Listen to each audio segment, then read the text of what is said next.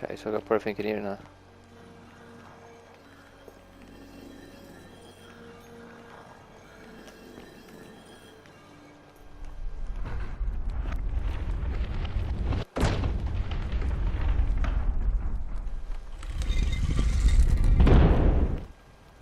Oh, we go. This is the canon ending.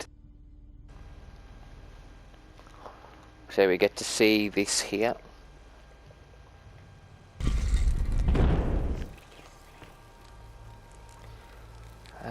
Nurgle, the first one, Osiris, Pluto, Hades, Nurgle. Nurgle, Hades, Osiris, Pluto. Let's go with Hades. Hades, Lord of Many, grant me an audience. Nurgle, the fierce one, grant me an audience. Osiris, Lord of Silence, grant me an audience. Pluto, Father of Riches, grant me an audience.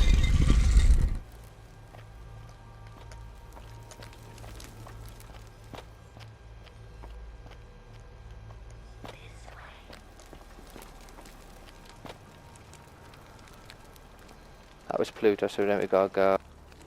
Hades, Lord of Many, grant me an audience. Okay, we gotta do all of them. Oh, this is sick. Okay, so now we go to the next one.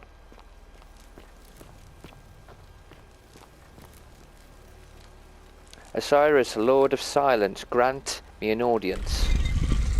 And then we got the last one to do.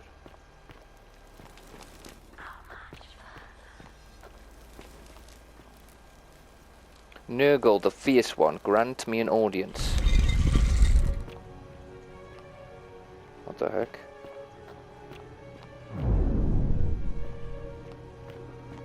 What the heck?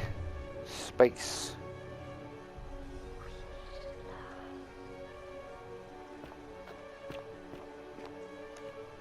What is this? And here you are. Allow me to introduce myself. As you have already gathered, I've been known by many names. Nergal to the Sumerians, Osiris to the Egyptians, Hades to the Greeks, and Pluto to the Romans. But the one constant through it all has been my title, God of the Underworld. And I've been watching you with curiosity, mortal, ever since your arrival. You're unlike the others, aren't you? And what is more, you carry a weapon that was never intended for mortals to wield, and you do it so brazenly. But there will be time for your reckoning later. First, as a reward for undoing the desecration of my obelisk, I will allow you to satisfy your curiosity. Ask what you will. What's your story? My story is many thousands of years long. You will need to be more specific. What do you wish to know? You're a god? It is a matter of perspective. God is a label I was given by you mortals, not one I gave myself. Your ancestors revered me because to them, my knowledge and technology made me incomprehensibly powerful, just as you might seem so to an insect. But despite all that, there are rules even I must obey. Why do you look and sound like a man? My kin and I all adopted this form long ago, so that we might better understand and communicate with your kind. In time, we grew fond of the sensory delights it affords. Desire, joy, ecstasy, even rage and sorrow, while an acquired taste can be addictive. May I see your true form? No. Long ago, I swore to Persephone that I would remain in this form for as long as we remained among your kind. I must honor that. Okay, who is the woman on your left? This is my beloved. Like me, she has been known by many names. Ereshkigal to the Sumerians, Isis to the Egyptians, Persephone to the Greeks, and Proserpina to the Romans. Or perhaps you might know her as the goddess of springtime, the cycle of life and renewal.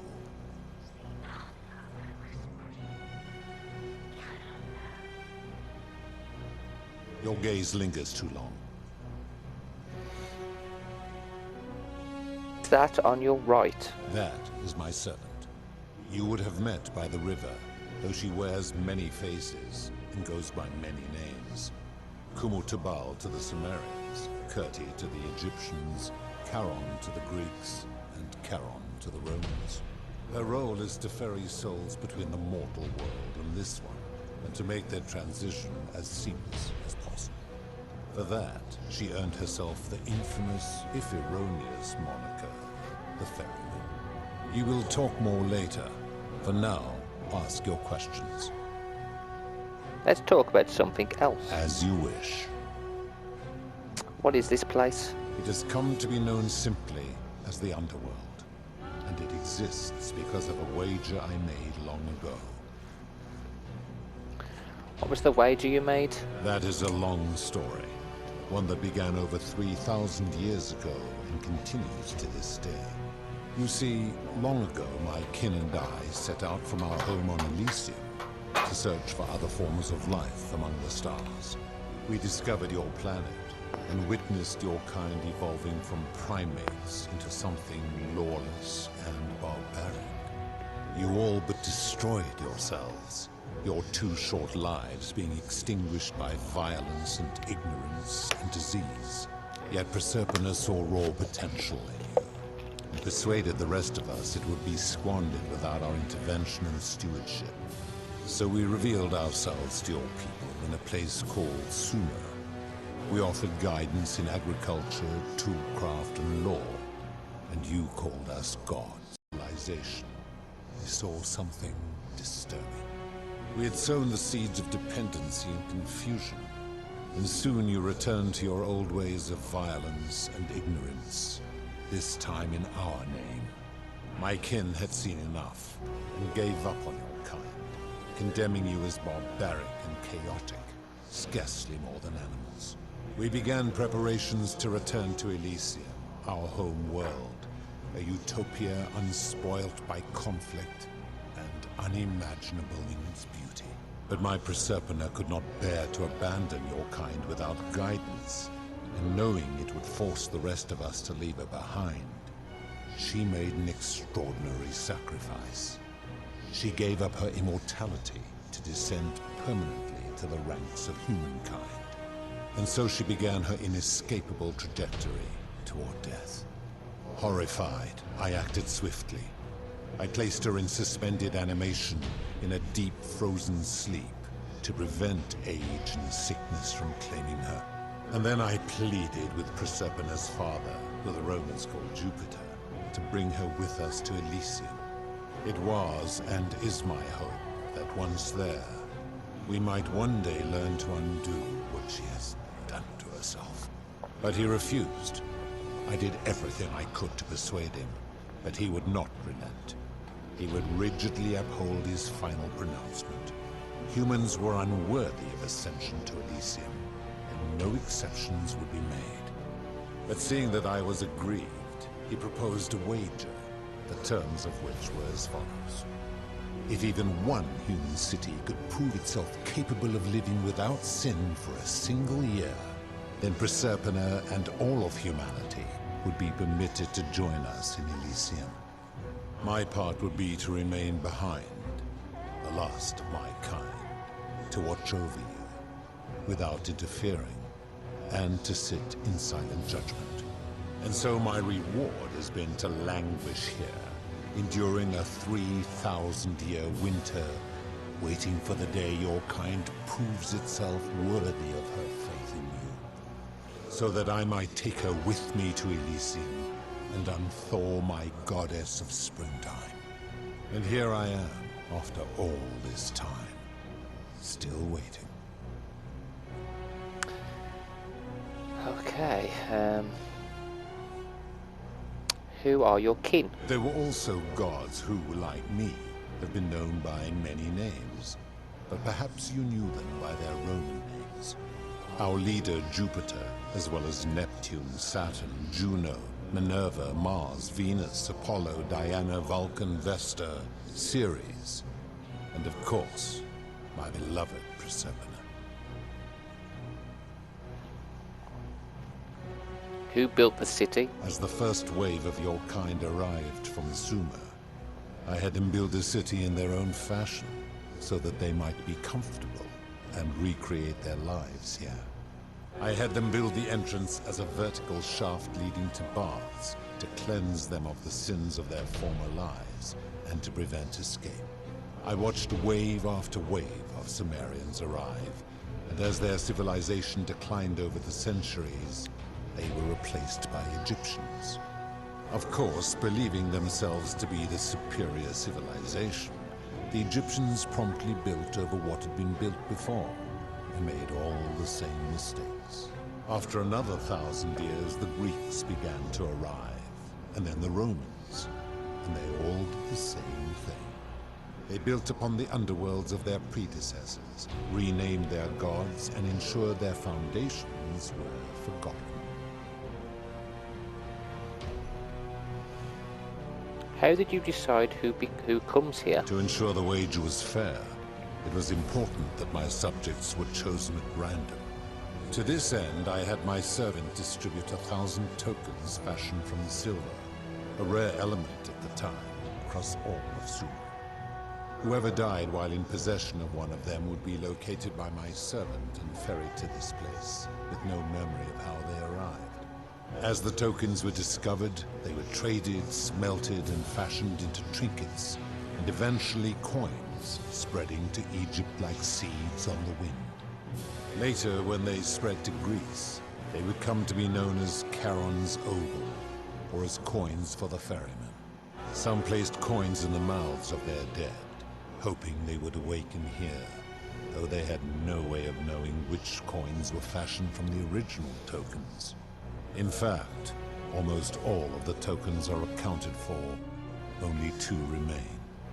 And so after this wave destroys itself, as it is destined to do, your kind will have squandered the last of its potential to ascend beyond this rock, and Persepolis along with it. How did humans learn about the underworld? It is a regrettable story. One of the first men who came to this place was a king of Sumer, and a troublemaker. To be rid of him, I returned him to his people, on the condition that my servant erased his memories of this place. But the erasure did not take completely, and he told stories of this place as if describing memories of a dream. His tales were committed to writing, which came to be known as the Epic of Gilgamesh, and his words were twisted and distorted over generations. Later, the Egyptians would adapt Sumer's stories of the underworld, making them wildly intricate and labyrinthine. Their Book of the Dead and Book of Gates bore less and less resemblance to this place in their priests' pursuit of profit. Then, when the Greeks began to arrive, they proved far more cunning, and in a series of incidents that will not be repeated, 5 of them escaped. A warrior named Heracles, 2 kings named Sisyphus and Theseus, a poet named Orpheus, and a Trojan named Aeneas. They each told embellished tales of this place, how to get here, and how to escape. And so from Sumer to Egypt, Greece to Rome, your kind has always told each other stories about this place, though each story contained only a seed of truth. Let's talk about something else. Of course. Are you responsible for the Golden Rule? That is merely the name your people have given to it, but yes, it is my doing. Why turn people into gold? That is a story dating back to the very first wave. After the Sumerians finished building their city, the self-declared ruler threw a banquet to celebrate. Now this man was unmarried, and many women were vying to become his wife, a prestigious position of power and influence in a new world. Of all the women, 2 were particularly ambitious. Both were beautiful, and both arrived at the banquet wearing eye-catching dresses and painted faces, their hair woven in elaborate fashion. The first woman, recognizing that she would require an advantage to win the ruler's affection, draped herself in jewelry ornate necklaces, bracelets, and rings fashioned from gold. Seeing this ostentatious display, the second woman grew envious, for she had no such jewelry at her disposal. She prayed aloud to any gods that would listen to cover her in gold. And when her prayer went unanswered, she took matters into her own hands.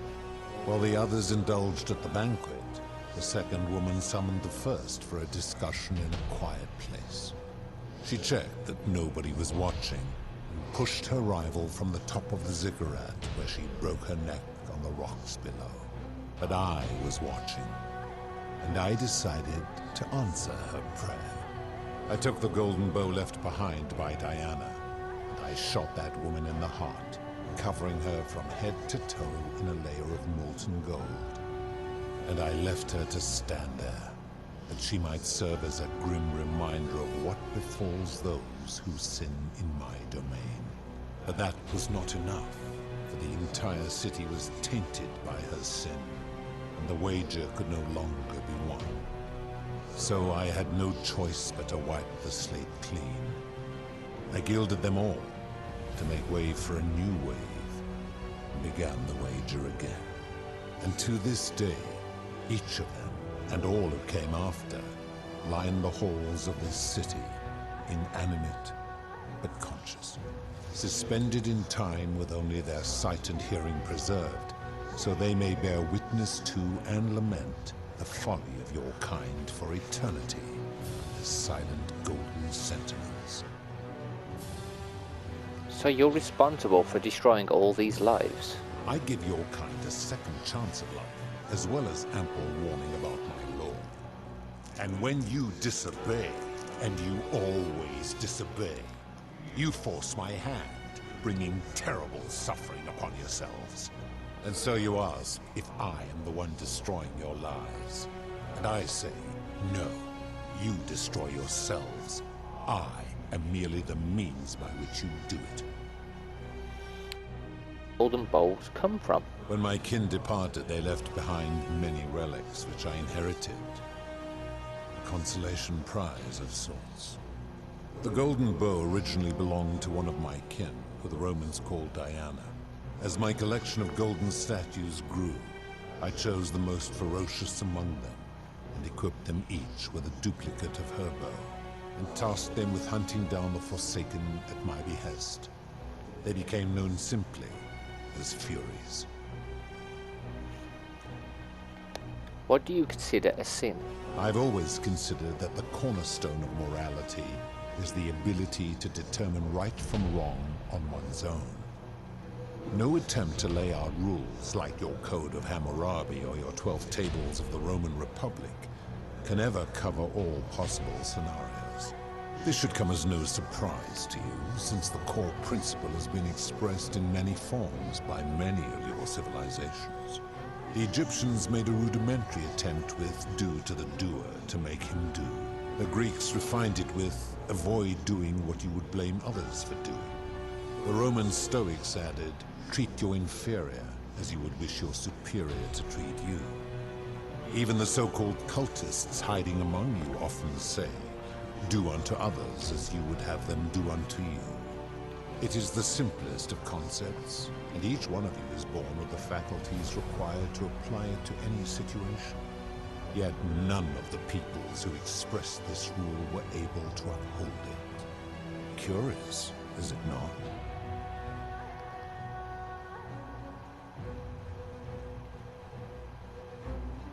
Doesn't seem like you've been upholding it either. Enough. You clearly know nothing. How do you know when people sin? I'm able to commune with all of the statues in the city. Their ears are my ears, and their eyes are my eyes. Oh, is Proserpina connected to the statues in the same way? If she was still conscious, I suppose she could, but she's not. Why do you ask?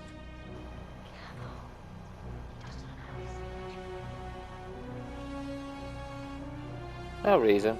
Then what an odd question.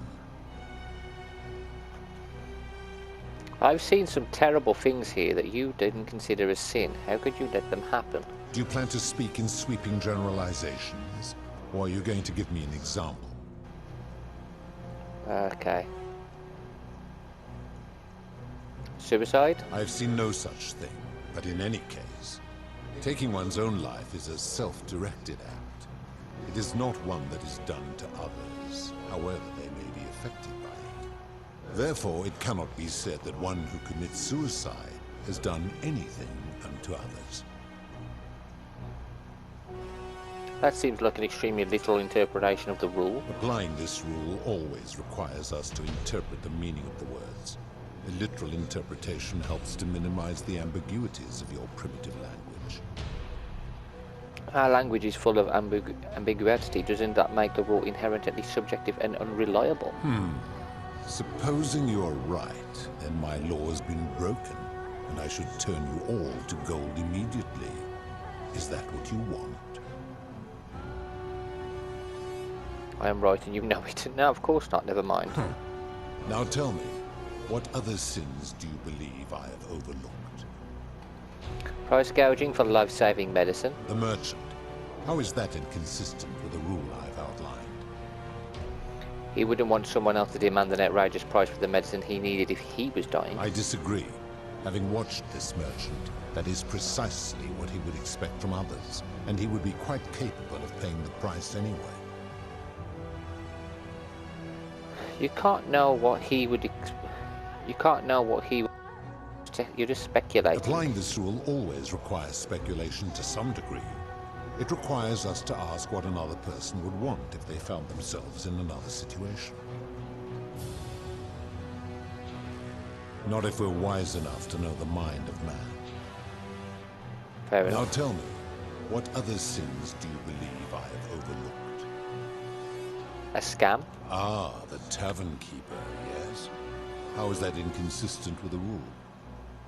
She wouldn't want someone else to sell her hemlock if she thought she was buying a means of escape. I disagree. Having watched that tavern keeper, that is precisely what she would expect from others. She would view it as a game, one she intends to win. I disagree with that. Supposing you're right, then my law has been broken, and I should turn you all to gold immediately. Is that what you want? No, of course not. Now tell me, what other sins do you believe I have overlooked? God, this god's crazy. Debt bondage. You speak of the moneylender. How is that inconsistent with the rule? He wouldn't want to be trapped in a 30-year labour contract because of a loan. And he would never have signed a contract pledging his labor for 30 years. All he did was enforce the terms of a contract signed voluntarily by others. The whole concept of debt bondage, like slavery, is unethical. It's illegal under international law where I'm from. Ignoring your irritating sense of moral superiority, this is interesting. I'm curious, how do people escape poverty where you're from? It's customary to take out a loan to buy a house, and in some places, to pay for an education. I see. And how long might it take such a person to repay their debt? It depends, typically decades, sometimes their entire life. I fail to see how your system of loans is significantly different to a debt bondsman signing over his labor for 30 years. It's not the same thing. Supposing you're right, and my law has been broken. See, every I should argument. turn you all to gold immediately. Is that what you want? No. Now tell me, what other sins do you believe I have overlooked? Okay. Experiment on the golden The statues. midwife in the palace, yes. How is that inconsistent with the rule?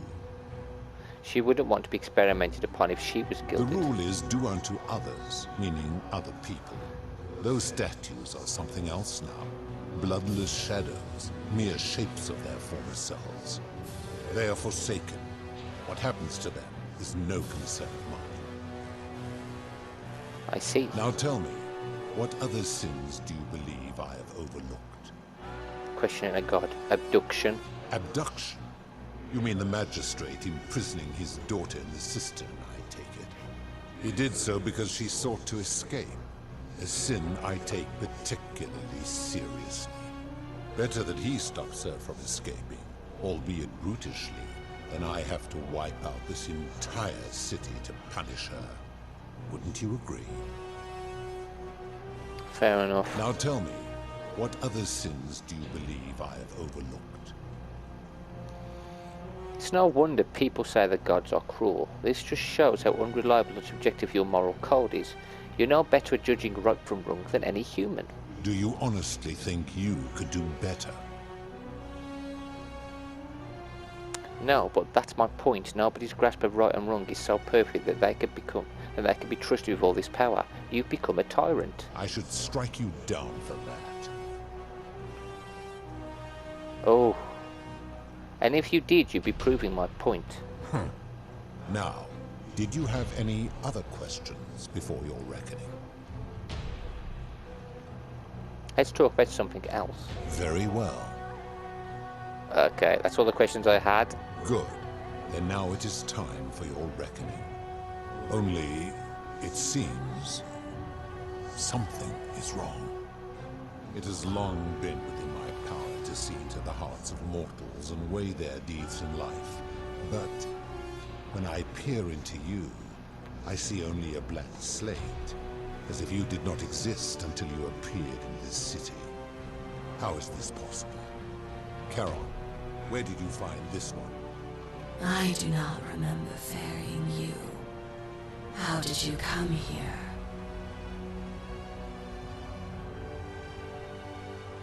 I'm getting forgetful in your... Maybe you're getting forgetful in your old age. You would have us believe that my servant merely forgot bringing you here. I misspoke. I arrived 2,000 years. If that is true, then I sense the intervention of someone powerful. How did you come to be in this time, mortal? Who brought you here? I cannot know.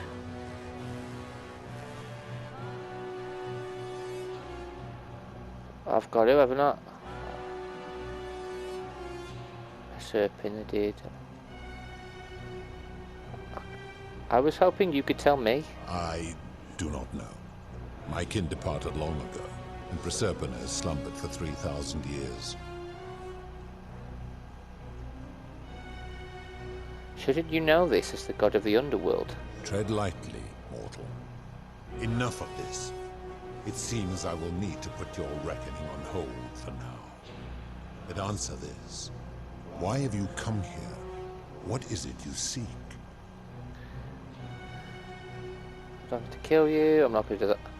I'd like you to put an end to the golden rule. Your hubris is amusing, so I will allow you to make your case. I warn you, if you anger me or waste my time with lies or wrong-headed arguments, you face death here. So, tell me, why should I put an end to the so-called golden rule?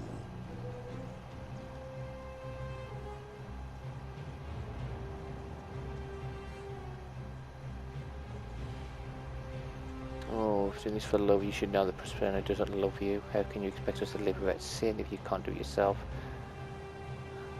The golden rule is corrupting this city, and sure, you'll never win the wager. How so? And be specific. You have made a grave allegation, and I expect you to back it up.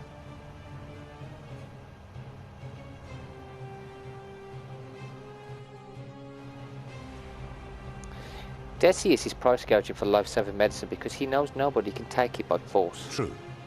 I have witnessed him doing that. Rufius has become so paranoid that he's jumping at shadows like Virgil's sexuality. He is a volatile and confused fellow, that one. Aurelia is exploiting people's desperation to escape by selling them hemlock. I admit, I have grown disturbed watching her. Nelelius has trapped people in debt bondage by convincing that rebelling would break your law. His cruelty does seem to grow greater by the day. If you're right, my involvement has corrupted the very thing I sought to observe impartially. But if I were to accept that, are you telling me these humans could coexist peacefully, without theft or violence, without my law? No, but humans need to be able to use force in exceptional circumstances to correct their societies. How so? We use violence to discourage bad behaviour, to neutralise criminals and overthrow tyrants. And how is that working for you? Where I'm from, 2,000 years in the future, it's working pretty well. On average, life expectancies are climbing and crime rates are declining. So you say, and yet your world is still imperfect.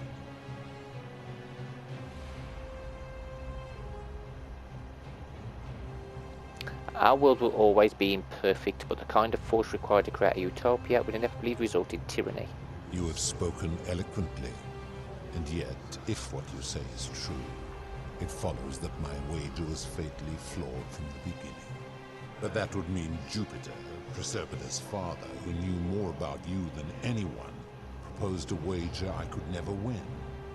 Why would he do that?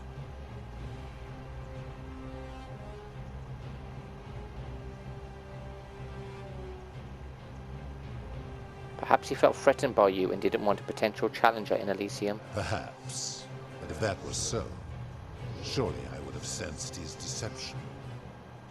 How could I have been so blind for so long?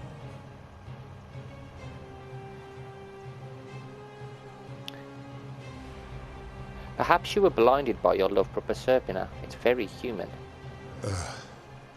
Your words sting me, mortal. But perhaps it is what I deserve. As difficult as this is to admit, I have suspected as much for a long time now. And I cannot deny it any longer. I've been so fixated on taking my beloved to Elysium that every time one of you sinned, it wore away my hope of being with her again. In time, I began to despise your kind for making her believe that you could ever be better than you are. But my rage was not born of malice. Quite the opposite. Everything I have done, I did because I loved her. Who knew this empathy of yours, which you celebrate so much, could have such a dark underside?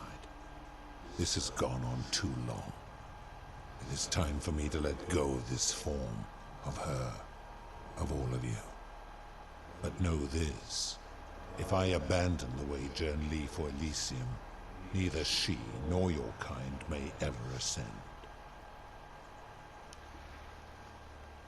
Why can't we go to Elysium? Because doing so would violate the rules of my sacred agreement with Jupiter, and you would receive a hostile reception.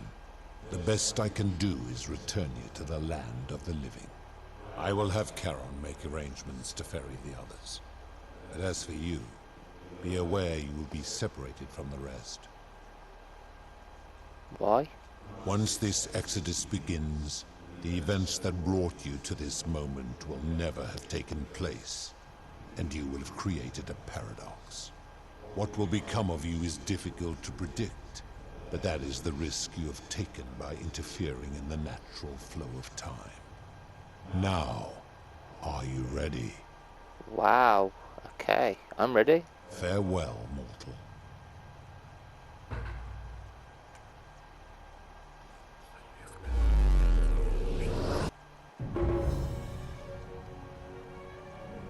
So that is the canon ending.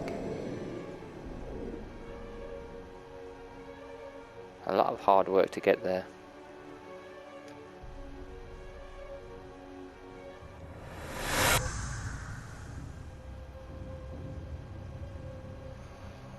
There's Al. Oh. Hi there. Gave me a bit of a fright. Thought I was in here alone. I'm Al. Al Worth, I came in here to find you. Well, here I am. I'm sorry, I didn't catch your name. I'm smiling. Oh, did that lady in the forest send you in here after me? I guess I lost track of time, learning about the history of this place, and it is extraordinary. I'm fairly certain you and I are the first people to set foot in this city for about 2,000 years. Fortunately for us, the last person in here was a Roman man named Galerius, who inscribed an account into a tablet. Apparently, there was a community of 20-something people trapped in here, and living in fear of a curse they called the Golden Rule. They believed that if even one person sinned, an unknown god would cast them all into gold, like the 1,000 people who'd lived here before them. Then, one day, just as Galerius had finished praying for a good harvest at the shrine of Proserpina, an oracle appeared. and told him how to solve the ills of the city, like saving the life of a dying woman, foiling an assassination attempt, and so on. Meanwhile, the Oracle walked up to the temple of the mysterious god, this one right here, and demanded an audience. And the doors just opened up to him. Nobody knows what went on in there, but Galerius wrote the Oracle must have been more persuasive than Odysseus, because the next thing he knew, the ground shook, and the voice of that god rang out over the city. The many have suffered long enough. Unfortunately, Galerius' account just sort of stops after that, leaving a lot of questions unanswered. What became of him, and the other people who lived here? What happened to all the golden statues? And did this mysterious oracle single-handedly undo the curse that had terrorized people for hundreds of years? Actually, that was me. What? Oh, I see. For a moment there, I thought you were serious. Anyway, I think I found a way out through the aqueduct that brought water into the city. Follow me. I'm right behind you.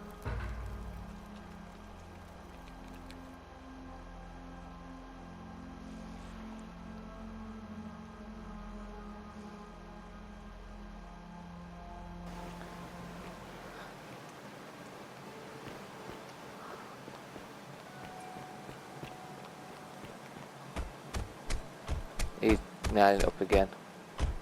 I'm gonna pause here for a moment and make sure nobody else has ever lured into this temple. Good You go idea. on ahead. I'll be there soon.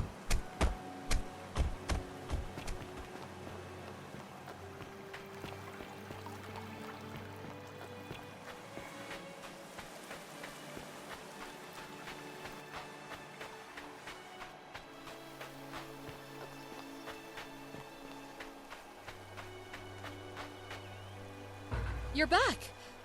But you're alone. Does that mean you didn't find Al? I found him. He'll be here in a moment. Oh, what a relief. Thank you so much.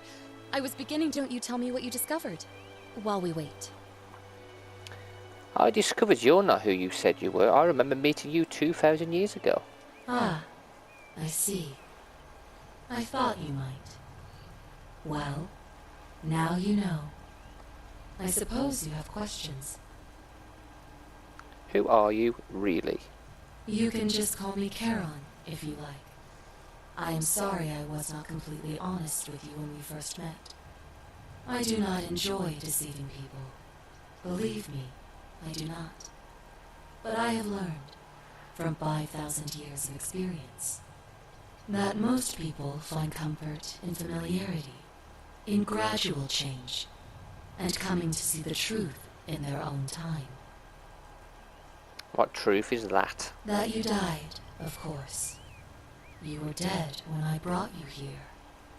My role, as the servant of the god of the underworld, has always been to assist the chosen to cross the threshold from the land of the living to the land of the dead. How did I die? Usually, when people do not remember how they died, it is because they suffered a terrible trauma. Most souls would rather not remember. Ask yourself honestly, do you really want to know? I suppose not. A wise decision. All you need to know is that you and Al died in possession of a sacred silver coin. Pluto said the coins Al and I had were the last in existence. What does that mean for you? It means I am now bereft of purpose. There is nobody else to ferry here. Nobody to keep you company. After 5,000 years, the underworld has finally run its course. What's so special about these coins? Perhaps you have heard the tales of the Greeks and Romans burying their dead with a coin in their mouths to pay the ferryman for passage across the river. Well, those stories contained a seed of truth, but not any coin would do. A long time ago, my master created 1,000 silver coins and had me distribute them across the world. My orders were simple. Whenever a person died in possession of a coin, I was to locate them and ferry them here. Yes, Pluto mentioned that my kind was the last in existence. What does that mean for you? It means I am now bereft of purpose. There is nobody else to ferry here. Nobody to keep you company. After 5,000 years, the underworld has finally run its course. Okay. Can you return us to the land of the living? I see no point in keeping you here. But I have to ask one thing. That you keep this to yourself. Look! Here comes Al now. Al! It's so good to see you. You were gone so long I thought I'd never see you again. Kinda lost track of time in there. You wouldn't believe what we found. The ruins of a long-forgotten city. And there was a tablet describing an oracle who confronted a god and undid an ancient curse. Sounds like quite a story. And I look forward to hearing all about it. But you two look exhausted. Why don't you hop in my boat and rest while I ferry you back to civilization? Sounds good to me. And you? Are you ready to go home? Sharon can't say, nah, I'll stop here. Alright, Sharon, ferry us home.